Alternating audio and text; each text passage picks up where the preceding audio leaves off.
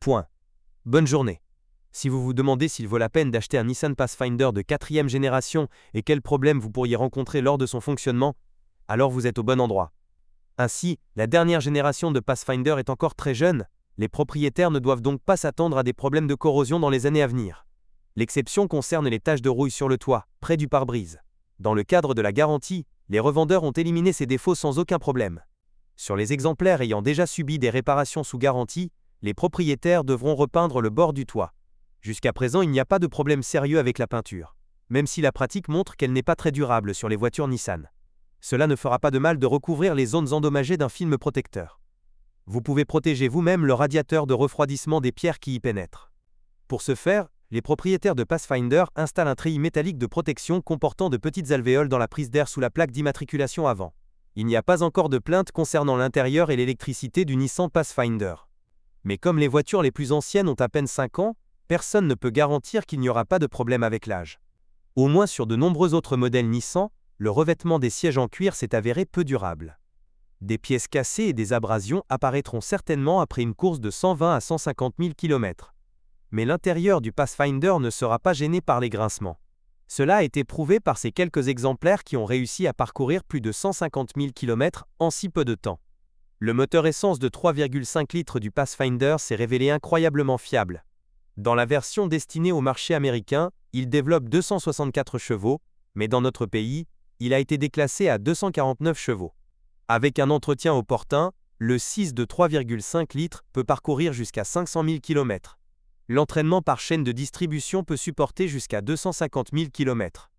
En ce qui concerne l'entretien du moteur, les propriétaires de Pathfinder devraient se donner pour règle de garder les radiateurs du système de refroidissement propre. Tous les 2 à 3 ans, vous devrez changer préventivement le bouchon du vase d'expansion. Sur de nombreux modèles Nissan et Infiniti, une valve coincée a provoqué la rupture de canalisation. La pratique a montré qu'après 5 à 6 ans de fonctionnement, le moteur de 3,5 litres, qui, en plus du Pathfinder, a été installé sur d'autres modèles Nissan, commence à vibrer sensiblement au ralenti. La cause du tremblement doit être recherchée dans les puits de bougies des 5e et 6e cylindres. Il s'est avéré qu'au fil du temps, les manchettes commencent à fuir progressivement de l'huile, qui remplit progressivement les puits de bougies d'allumage. Dans ce cas, le couvercle de soupape est entièrement remplacé. Cependant, s'il ne souffre pas de surchauffe, vous pouvez alors vous limiter au remplacement des seuls élastiques. Après avoir abandonné les groupes motopropulseurs diesel, Nissan a proposé à ses clients une version hybride dite « douce ». En réalité, l'ajout électrique n'a pas beaucoup de sens. Sans moteur essence classique, le Pathfinder hybride ne peut se déplacer et parcourir qu'une dizaine de mètres. Puis, lorsque la vitesse augmente un peu, le 4, essence de 2,5 litres entre en jeu. Très peu de Pathfinders hybrides ont été vendus sur notre marché, il ne sera donc pas facile de trouver un service qui s'occupera de l'entretien et de la réparation de la centrale électrique. Quant au point faible du moteur 2,5 litres, il s'agit notamment du papillon des gaz, qui se envahit rapidement de dépôts et des capteurs d'oxygène sensibles à un carburant de mauvaise qualité. En outre, les propriétaires d'un hybride doivent être préparés au fait que la chaîne de distribution sera déjà étirée, après un kilométrage de 150 000 km.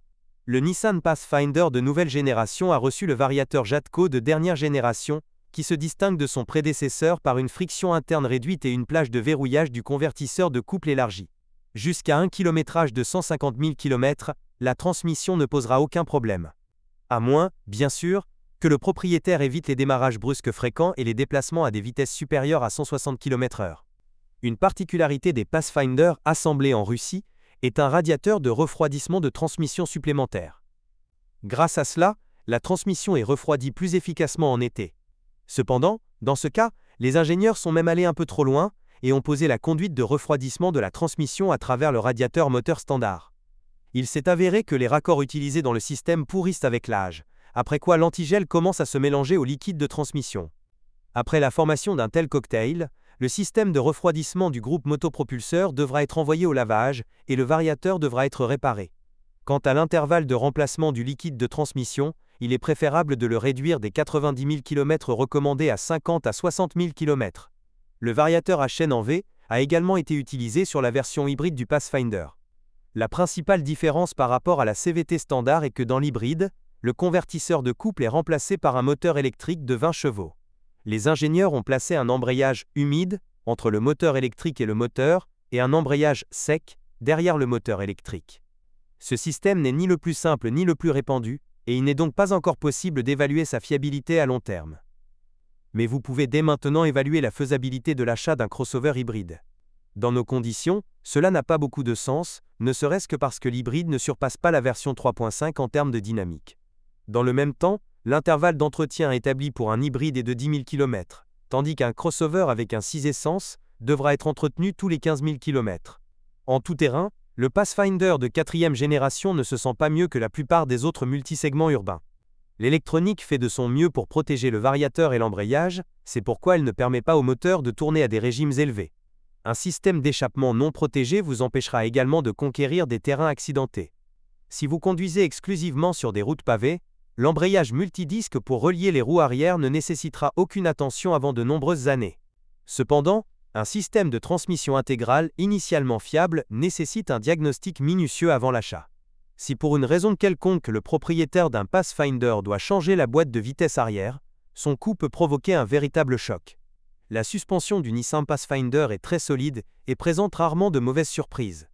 La durée de vie des bacs de barre anti-roulis est de 40 à 50 000 km, celle des jantes de force de barre anti-roulis et des pointes de direction de 80 à 90 000 km. Les consommables restants peuvent facilement supporter 100 à 120 000 km. Dans la suspension arrière, la plupart des pièces peuvent durer jusqu'à 200 000 km. Il est intéressant de noter que le caractère de conduite du Pathfinder variait en fonction du lieu de vente d'une voiture particulière. Il est donc possible qu'après une mise à niveau majeure de la suspension, la voiture conduise sensiblement différemment. Le mécanisme de direction utilisait un surpresseur électro-hydraulique. Il n'y a aucune plainte à son sujet. On ne peut pas en dire autant du système de freinage. En soi, il est fiable, mais de nombreux propriétaires de Pathfinder ont du mal à accepter le fait que sur un crossover lourd et assez dynamique, les disques et plaquettes de frein doivent être changés plus souvent que souhaité. Les coussinets durent rarement plus de 30 000 km. Les disques de frein durent environ 2 fois plus longtemps. Les propriétaires d'un crossover japonais devront débourser de l'argent lorsqu'ils visiteront les stations-service. En conduite dynamique, un Pathfinder de 3,5 litres nécessitera 18 à 20 litres de carburant au 100 km, et en conduite silencieuse, 14 à 16 litres 100 km. Si la consommation élevée de carburant n'est pas un problème, vous pouvez acheter le Nissan Pathfinder en toute confiance. L'essentiel est de ne pas tomber sur une copie qui a été utilisée par l'ancien propriétaire à d'autres fins. Il y en a suffisamment, car tout le monde n'a pas vite compris et accepté le fait que le Pathfinder de 4e génération est passé d'un véritable SUV à un très grand, mais en même temps le crossover le plus ordinaire. Si vous êtes propriétaire, assurez-vous de laisser un commentaire sur cette voiture, votre avis aidera certainement les autres à choisir une voiture.